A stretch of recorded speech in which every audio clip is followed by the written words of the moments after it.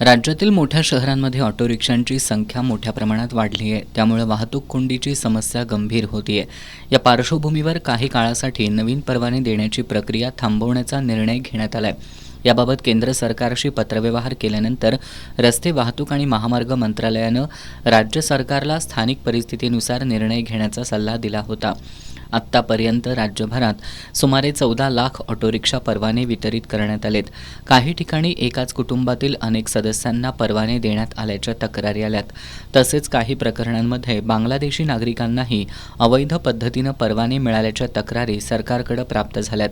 या सर्व बाबींचा विचार करून परवाना प्रणाली अधिक पारदर्शक आणि नियंत्रित करण्यासाठी हा निर्णय घेण्यात आल्याचं नामदार प्रताप सरनाईक यांनी सांगितलंय.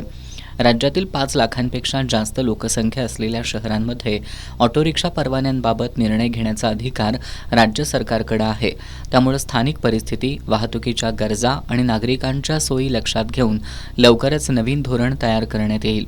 मंत्रिमंडळ बैठकीत त्यावर चर्चा झाल्यानंतर पुढील परवाने देण्याचा निर्णय घेतला जाणार असल्याचं परिवहन मंत्री प्रताप सरनाईक यांनी सांगितलं.